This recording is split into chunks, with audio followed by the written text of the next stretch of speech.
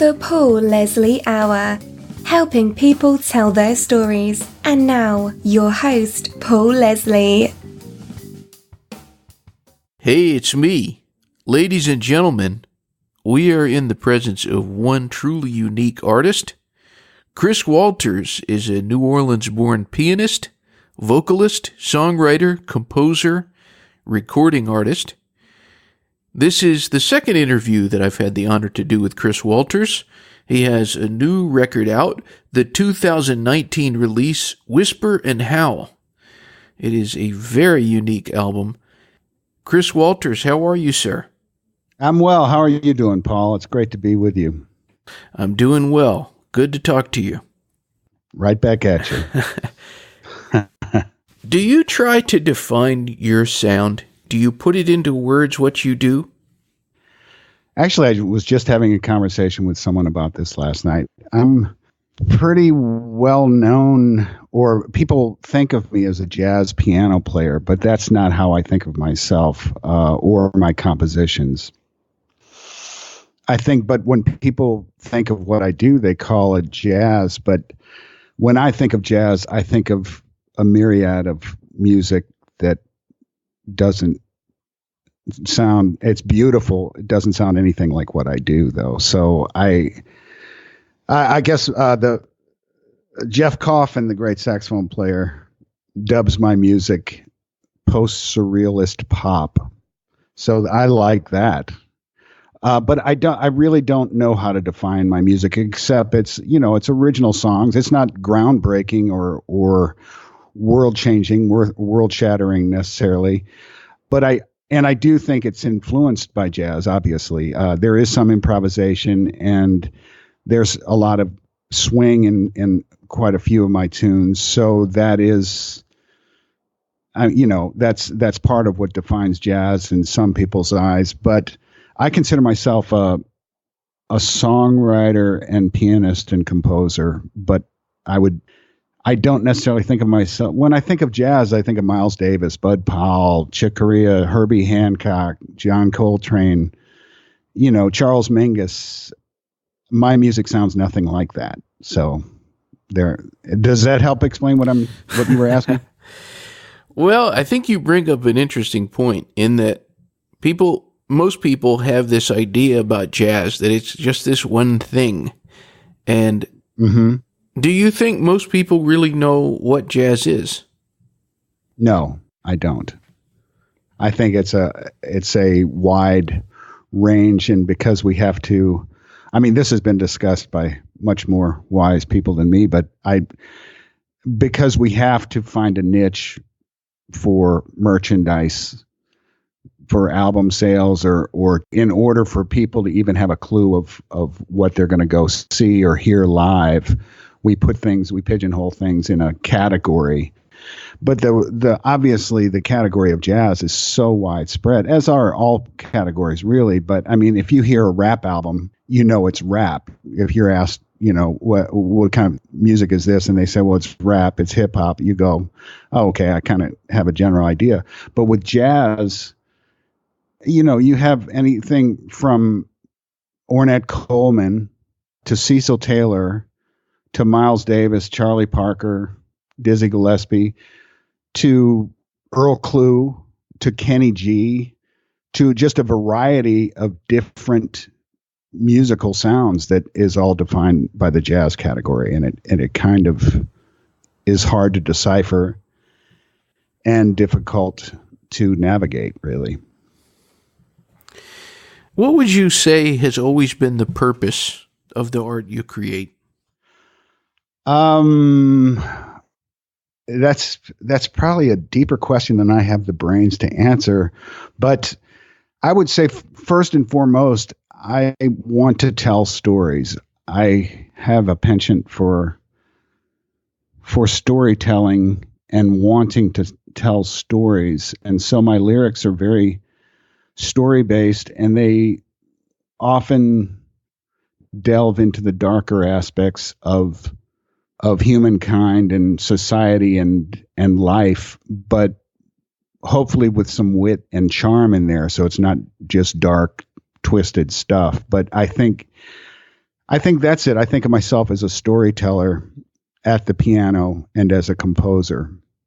Even the instrumental tunes, I think, are stories. I think of them as journeys, as stories that are being told. Interesting. And as I mentioned at the top, the name of this recent album is Whisper and Howl. Yes. What is the meaning behind the title? Well, this album actually came out of nowhere, sort of. I released another album, which I got to get to you actually last October, which has, it's 12 songs, most of which are lyric-based songs with me singing. It's called Boneyard Thieves.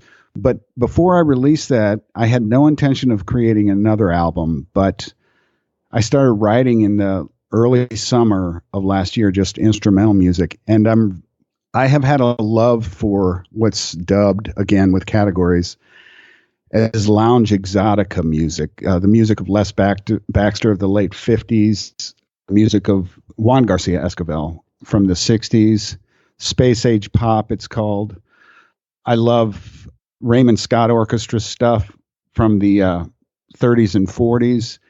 And so I think this album, Whisper and Howl, came out of my love for that. That said, it really doesn't sound like that. I mean, I don't know that listeners would necessarily pinpoint my influences for writing this album, but that's the truth, is that was kind of what, listening to that and having a love for that music kind of inspired the writing for this album, Whisper and Howl. And then again, we started recording in October. I released Boneyard Thieves in October, and then we were recording Whisper and Howl. I wrote 3 tunes, went in for a session, cut those with Zeb Briskovich on bass and Jordan Perlson on percussion and drums. And it went really well. But I was like, okay, well, maybe I can maybe get a couple more tunes together and release an EP, or I can release these as singles.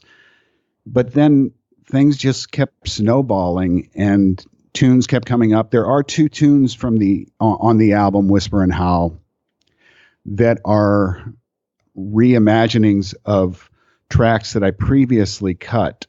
Tatterdemalion, which is a ballad, I actually cut the piano track back in 2001, intending to release it on my Cool Blue Swing album of that year, but I just couldn't find a place for it. I didn't think it fit the album. So I just held on to the piano tracks. It was a solo piano composition. And then the song Aboriginal on this album, Whisper and Howl, was originally recorded on my 1992 release, Strange Fruit, with a whole different mindset. So I got together in 2012 a flamenco arrangement of it, and I recorded Liam Christie on guitar and me on piano, but it wasn't complete, and I couldn't figure out how to complete it like I wanted for that album. So I held on to his and my tracks.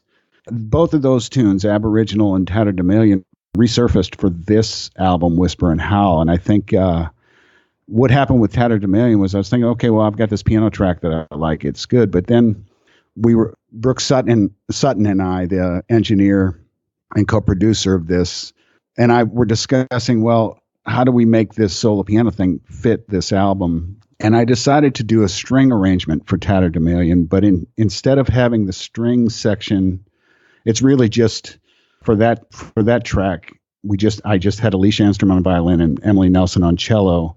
So I wrote the 2 parts not as an accompaniment to the piano, but more as a voice in itself.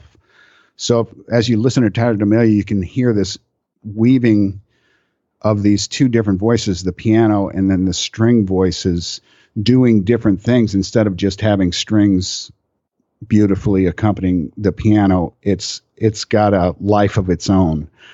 So, but that's kind of the evolution of this album, really. You were mentioning some of the influences, and I have to say, there is something of Esquivel in this recording. All right. I love hearing that. Yeah.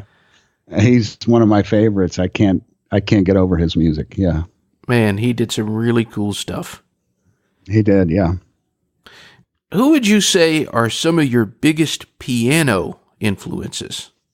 I would have to say George Gershwin is very influential as a composer and as a pianist to me, and not necessarily intentionally. I think I'm really drawn to the fact that his language, I personally would name only a number of composers whose language as they compose is so utterly them, and George Gershwin tops the list.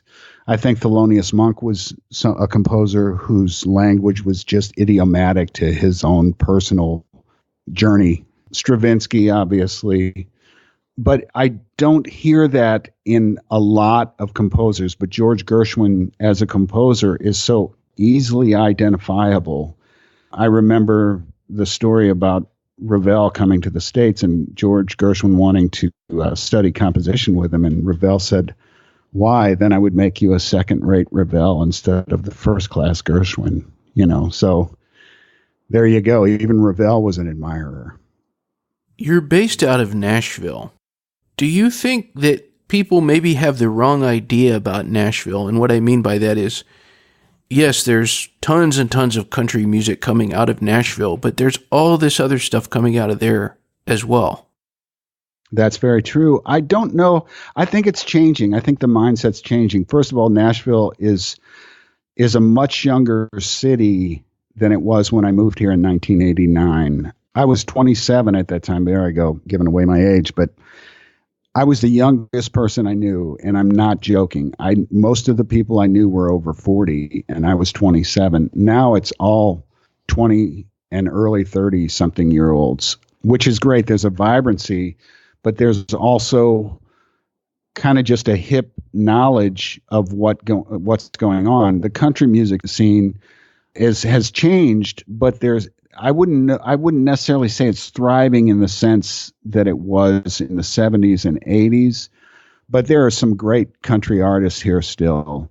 But the young vibrancy of the city is bringing hip people from all over the globe here and creating and witnessing a huge change in the city. That said, too, there are so many great musicians here. As a musician, it's a blessing and a curse, because there's not a week that goes by where I don't meet a musician who just knocks my socks off that I haven't even thought of or heard of or known about before. I learn about a new crazy great musician every week, or more than one sometimes, that's here now in Nashville.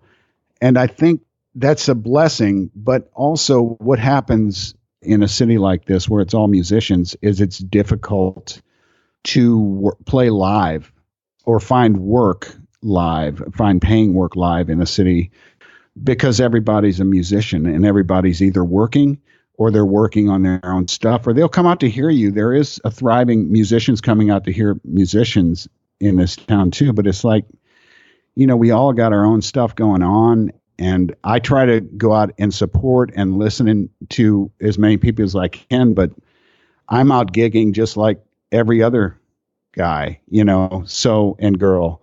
So it's just a strange atmosphere to do live work in. There is live work, but it's strange. Does that make sense? I think so. Yeah. I think so. I know what you mean. You want to be supportive of these other artists, but also, you can't, if you went to everybody's show that you would just never you would never be able to do anything. Right. Exactly. Yeah. Mm-hmm. Well, on the note of gigs, I saw that you're going to be playing at the renowned Feinstein's 54 Below Club next month, August 13th, 2019 at Feinstein's, and you're going to be with Mandy Barnett. Tell us about that show. Mandy is an amazing vocalist and just a hilarious personality. She's a good friend, and I've been working with her on and off for, maybe 5 years. I don't know exactly how long. But she usually carries some of the best musicians around with her. Andy Reese of the Time Jumpers and Gene Chrisman, who's one of the greatest drummers still around, still recording. He's with Dan Auerbach right now. But she tends to hire really, really top-notch musicians, so it's fun to work with her. And then she does an amazing assortment of songs, anything ranging from, I don't know, Roy Orbison to Patsy Cline to to Gene Pitney to George Gershwin songs. It's an amazing thing. So her thing with Michael Feinstein is going to be fun because obviously Michael Feinstein is kind of a champion of the Great American Songbook. And so we're kind of blending these two worlds. Mandy's known quite widely as a Patsy Cline girl because she did the show Always Patsy Cline, and that was a huge hit for her. But she's really branched out away from doing a lot of Patsy Cline stuff, even though there are people who come to see her shows who that's what they want to hear. So she will do whatever people want to hear, but she's really branched out to do a bunch of other things, and I'm really excited about the 54 Below show. People can find out about that. It's on chriswaltersmusic.com, along with a lot of other stuff. You can click on tour, and everything you need to know about that is right there. On the note of the American Songbook, one of the tracks on Whisper and Howl, a very cool interpretation of Skylark. I promised. Oh, thank you. Everyone out there, they have not heard anything like this. So tell us about that track and what inspired it. Okay. Well, Zeb Briskovich, who I mentioned earlier, is a bass player I work with a lot. He will be playing with me tomorrow night at the Nashville Jazz Workshop, along with the rest of my band, Jordan Perlson and Alicia Enstrom and Emily Nelson. Anyway, Zeb had been working on writing some things. All of his friends have kind of told him, man, you got to get a Zeb Briskovich album together. So he's been writing things and recording a couple things. And he's like, man, I just don't have tunes. And I said, man, I've always wanted to, what if I were to like write an arrangement of a standard like Skylark? Because I love Skylark for obvious reasons, you know.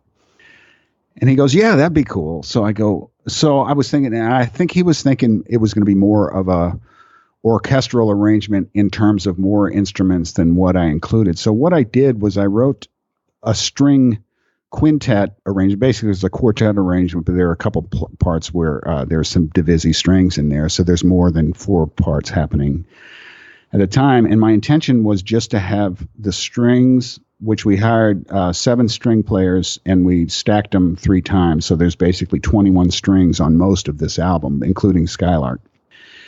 And I wrote it with the intention of being like this archaic 1930s, early 40s string sound, this real almost weepy, sweet, kind of archaic vintage sound, both sonically, but also in its feel and in the arrangement itself. And I wanted him to play the melody and a solo on bass, which is an odd thing. But this was intended for an album for him, and he might still release it on an album if he ever gets it happening. But so we recorded it, and I really liked it. But again, I was talking with the engineer, Brooke Sutton, and I was like, man, I love it, but that's like over 4 minutes of a lot of bass, man. You know, it's like I love it, but it's asking a lot of an audience on a piano player's album to not have anything but strings and a bass taking melody and solo. I just don't think it fits. And he said, well, what if you put piano on it? But I didn't want to. I thought about putting some orchestra bells or kind of widening the palette of the orchestral arrangement, but everything seemed like I was forcing it. So I wrote, and this goes back to actually your question about what does Whisper and Howl mean. I wrote this poem, this short poem called Whisper and Howl, which opens, we whisper and howl amid the hurly-burly of the city. Whatever that means. I don't know what it is. But anyway, so then I also gathered these little stories and poems from people people's poems that I liked, I took excerpts from them. And I had Luella Mathis just on a session. She didn't have the music playing or anything. I just said, read these lines. So she read a bunch of these poems. Only some of the excerpts made it to the track. But they're poems anywhere from Charles Simich's The Infinite to Anne Carson's story, 1+1. She's just talking in a paragraph about swimming. And then there's a guy who I've actually been in contact with on Twitter, Asuf Hanaka, who's a graphic novelist, graphic artist, and he creates graphic novels. He has one called The Realist, and there's a short graphic story in there called The Rider. And it's very simple, but I just loved there's a lot of depth in his simplicity. I don't know how else to put it. That's kind of a lame way to say that, but as you read it, it's just a graphic. It's probably 14 panels or something. It's a real quick story. But I was just moved by the pacing of it and the words he chose, as well as his artwork. So I've contacted him as well about that. And I included these Luella Mathis speaking these lines throughout Skylark, and I think it works well. It's odd, and it's not as Skylark was necessarily intended, but it really works for my purposes for this album. It's certainly very interesting. And I wanted to also ask you about the song Amid the Rabble. What was the inspiration there? That was actually originally going to be the title of the album. Aha. I don't know. This happens. This is usually how I compose and write songs, is I sit at the piano for hours at a time, days at a time, and stuff. When things are flowing, things just happen. And I actually had that opening riff. I'll play a little bit of that for that.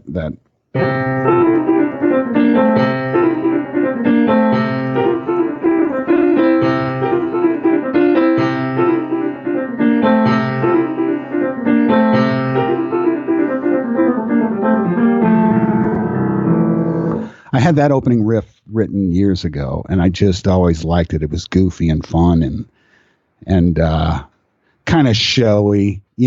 People like it when your fingers are crossing like that on the keyboard. It was just something that was just fun to do. And then I was just in the moment, and I started playing these phrases, and it just kind of came out, and it started becoming kind of a stride piano thing. And then I had all these different interweaving modulations into different keys, keeping the same thing. And it just it exploded into this goofy track of stride nonsense where it's just rambling really fast, angular lines that have no purpose except that they're fun. And then I wrote this string section in the middle that's a slow string section, inspired, believe it or not, by the Little Rascals theme song, even though it doesn't sound like the Little Rascals theme songs. What is it?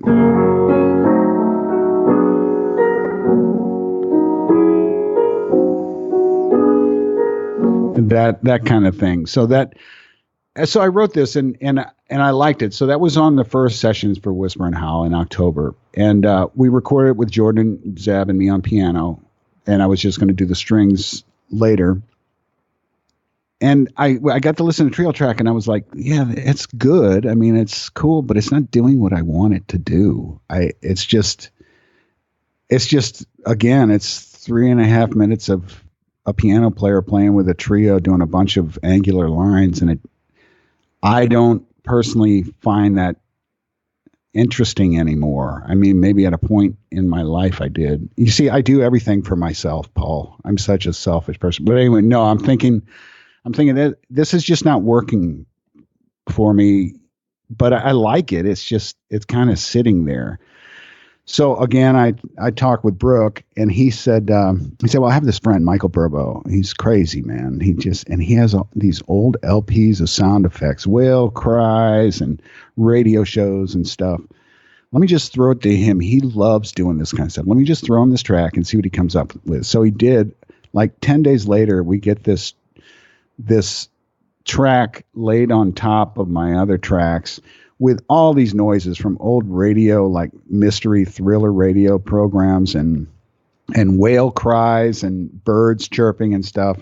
And we were laughing, and Brooke's like, I don't know if this is going to work for you. And I go, no, wait a second. Let's just like sit. So we sat with those tracks for a day and came up with this, like, where to place things within the track that it was saying something to us, which again is a very mercurial, ephemeral thing that I can't even explain. It's more of a feel thing where you're like, okay, let's try this. Yeah, that'll work. It was that.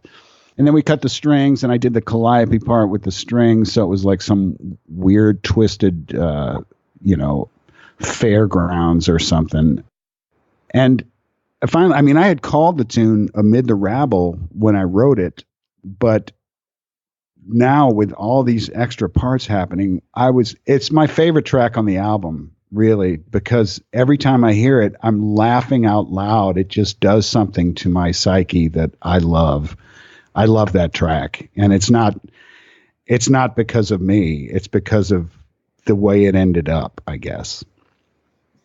You've done so many different things, and you do so many different things in music, from accompanying, performing, recording, composing, all the things that you do. Could you say that there is one thing that you are the most passionate about? Would it be possible to pick? I'm very, not one thing, but maybe two things. I would say, first of all, I'm very passionate about the piano. I mean, people ask me all the time, do you play B3? I have played B3 on a number of albums. I played it on my Boneyard Thieves album on the song Waltzing with a Broom. But there are some great players here and everywhere. I mean, Pat Bianchi's like an amazing B3 player now. So is Larry Goldings, and I love the B3. I just have no passion for playing it. I don't have that thing. I like placing parts if someone needs a B3, and I do it. I do a passable B3 solo. It's good, but it's not how I hear music. I hear the piano.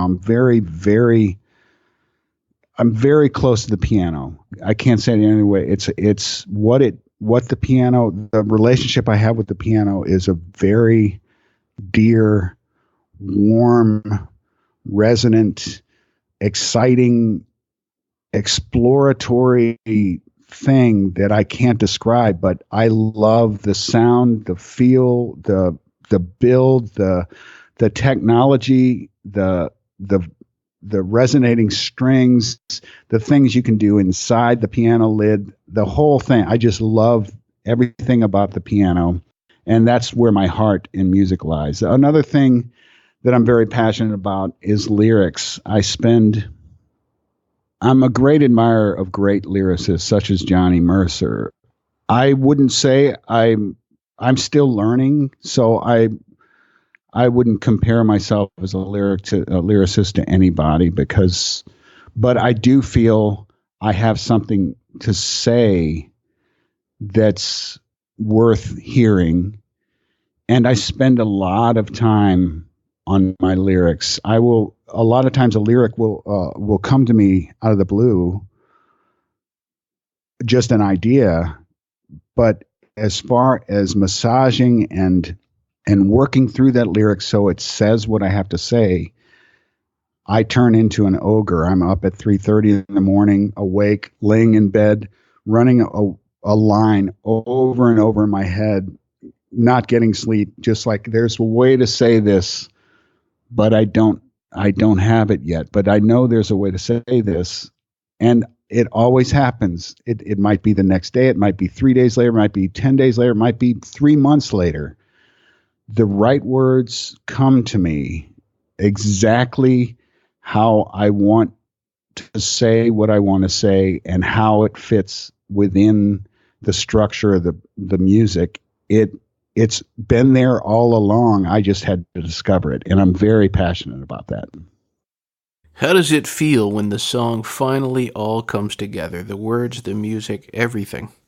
It's exciting, but then I don't know how really well-trained vocalists go through the process, but when you're singing it and you're trying to find exactly how to sing it, that's a whole other process. And usually the inception of the tune excites me more when I'm singing it than when I'm trying to learn it once I've finished it, because at the inception you're like, oh yeah, that's so cool, and then once you spent these days or weeks or months writing the tune, and now you want to perform it or record it, and you want to get everything in its place and you want the melody to be sung with the right intention, the right inflection, the way the story needs to be told. And that's an ephemeral thing. It's like sometimes I'll nail it and sometimes I don't get it. And I'm like, why is this so frustrating? If I was a more trained vocalist who spent as much time singing as I do at the piano, I would have a handle on that. But, there's a line in my song Heavy Heart of Gold that's, let's see, it don't pay to have a heart of gold, a heart that may grow heavy once love's embers grow cold. Right here. It mustn't weigh more than your fragile dreams can hold. To sing fragile, the lyric fragile, the right way, to make it onomatopoetic, to where the word itself, the lyric itself is fragile. It's a tough thing because either my voice will crack or I'll hit it too hard, or I'm pitchy. I don't nail the pitch. It's a weird thing. So those things are really important to me. And yet, because I'm just singing because I love to sing, not because I'm a great singer, I struggle with that. I don't know, man. I think you have a great voice. Oh, thank you. Oh, I think you have a very unique voice. I liked that little sample you gave us. It was very nice. Thank you. How important is the audience reaction? And I don't mean just when you're performing, but like the whole thing. You come out with an album like this one, Whisper and Howl, and you send it out there into the world, out there to the Spotify, the YouTube, social media, the press, all of that. What's that like for you when it's out there and people are listening? I gotta be honest, man. I am so thrilled at the response I've gotten to this album, you included. It was so nice to hear from you about this and to be talking to you about this, because again, I had no intention of creating this album. Really, I was coming out with Boneyard Thieves, and this thing came out of the blue, and we finished it way more quickly than other albums that I've recorded. And I love it. I love the musicians I work with. I loved the process of working with Brooke through all these weird, wayward things that we brought into it. And the result, I'm just amazed by personally. But I was talking to Brooke before the release, and I was like, man, I don't know how people are going to respond to this, because it's crazy, man. I don't even know what this album is. I mean, it's an album of instrumentals, and I think of it as kind of exotica, like Esquivel or Les Baxter, but it doesn't sound like a Les Baxter or Esquivel record. So it's just inspired by them. So I wasn't concerned because it's out of my hands, but I was unaware that people would respond so quickly to this music, and it really excites me. I'm thrilled about it. Are there any dreams of yours that you have not fulfilled? And that could be anything, musical, non-musical. It could be someone you always wanted to collaborate with, someone you always wanted to write with. What would that maybe be? Oh, that's a good question. Well, yeah, I do have dreams, but some of them are rather odd. I guess collaboration. I don't know. Yeah, I think a couple artists might come to mind. Gillian Welsh is one. I just love her songwriting. Tom Waits is one of my favorite living songwriters. Paul Simon, who retired from performing, at least as far as I know, he'll be back. He's got to be back. He's too good. He's another one. I mean, those are guys, obviously, that anyone would love to collaborate with. So I don't know if that's another thing. Another dream of mine, I'll tell you a dream of mine, which friends will laugh at this. Actually, everyone will laugh at this. But you know how, like, if someone becomes rich, one show of their wealth is to buy a yacht. Well, I was thinking if I had billions of dollars, I wouldn't buy a yacht. I'd buy a submarine and create a venue out of it so that like the band would play and there'd be like windows looking out into the oceanic world. And like you get, I don't know, maybe 50 people to go on a 3-hour underwater tour and play the gig, and maybe have comedy acts there, and they're looking at the fish and wildlife, sea life. That's a crazy, but that's what I would do if I had billions of dollars. See, I should do it. I should help humanity, but that would probably be, that's a dream of mine. Very interesting. You were saying that on this album, Whisper and Howl, you were saying that Amid the Rabble would probably be your favorite song from the album. But could you pick a song from this album that you think is most representative of the album? Would that be possible? I would say Amid the Rabble is it. Most representative of this album. Yeah. That's a pretty quick answer. I haven't thought about that. I really like, that's like asking me to choose which one of my kids I like best. That's a terrible question, Paul. No, I'm just teasing you, man. Yeah, I would say Amid the Rabble is the one that is most representative of what I was trying to do. It could be hard just because, and I would say this about a lot of the things that you've recorded. Okay, like let's take the one that comes to my mind is the Cool Blue Swing album. Mm-hmm. There's so much variety on one album. I mean, you have the title track, and then there's A Danceroo, which I thought was just an incredible song, but eclecticness seems to be your thing. It does, and I don't know whether it's a good thing or a bad thing or what it is or what that means about me, but yeah, I would agree with that. I don't follow the norm in most ways. I mean, I hope that my music is accessible to some extent. I mean, I don't want to just play obtuseness, and I don't want it to be so personal that there's no overarching truth that other people can grasp or latch onto or enjoy.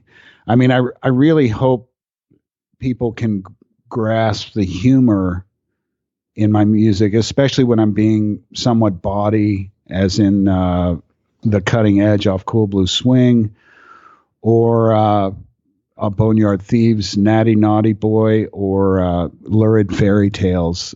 I tend to find humor in things that often other people don't find humorous, and that's not always good. but one thing I'm proud of in my lyrics is at times, because I go to the darker aspects sometimes of society, I do discuss, or my lyrics kind of broach the lurid or the kind of, what's the word, cheeky, but almost in a lurid way. But I never, I'm not against cussing or saying expletives in songs. It's just not something I'm drawn to as a lyricist. I've never felt that an expletive would say what I wanted to say. So I'm proud that I can get across a lurid idea without actually, I probably shouldn't be proud of that, but I'm saying I touch on these aspects without actually using a word that's too easily a throwaway word that would be an easy expletive to describe what I'm describing. Wouldn't you say, though, that the biggest sin to being a songwriter, probably the biggest sin would be being boring? Wouldn't you agree? Yes. Yes. Yeah, that's the biggest sin, I'd say. Yeah. To not have something to say. Yeah. Yep. This album is definitely not boring. It's very, very interesting from start to finish. Thank you so much. I want everyone out there to check out chriswaltersmusic.com. chriswaltersmusic.com. I always like to end my interviews. I give the guest the stage. I just let them take the microphone and say whatever they like. What would you say to anyone who's tuned in? Oh, that's a good question. I would say keep the faith. Do what you love. Create on whatever level you can. Create children, create music, create art, create love. Just create. No, there's no pressure here. None whatsoever. Would you like to play a little something on the piano? Sure. What do you want to hear, Paul? I can pick anything? Yeah. Okay. I would have to say one of my favorites from you, Cool Blue Swing. You got it.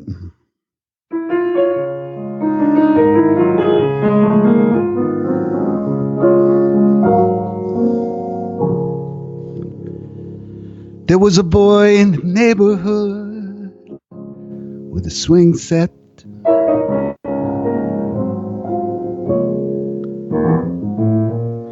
I used to go there to play in the afternoon. Well, ain't it funny when you're 6 years old? Life's all fun and games. It's a paradise in your best friend's backyard. Tommy had a cold blue swing.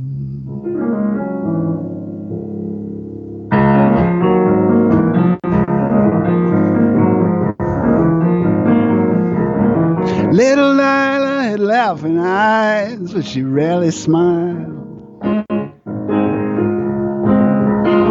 Then I saw her play on that blue swing.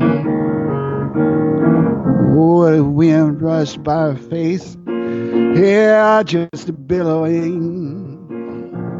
I never seen nothing as beautiful as Lila on a cold blue swing. You're dizzy when you're up, you're dizzy when you're down. Barely got momentum, then you're on a rebound.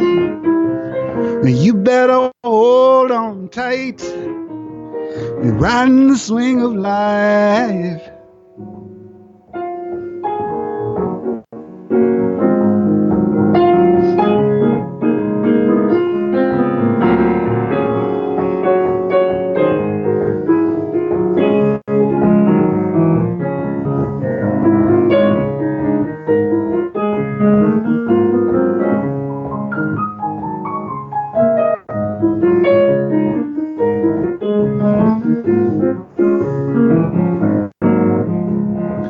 There's a club on the Upper East Side called the Swing Set.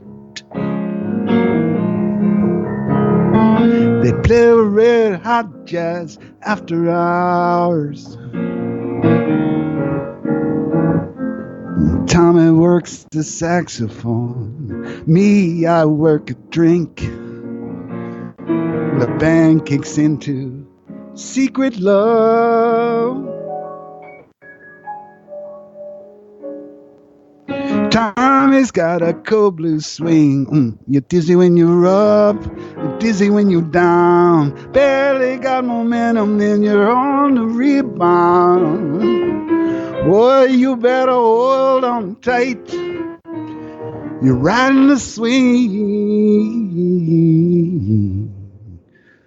swing of life.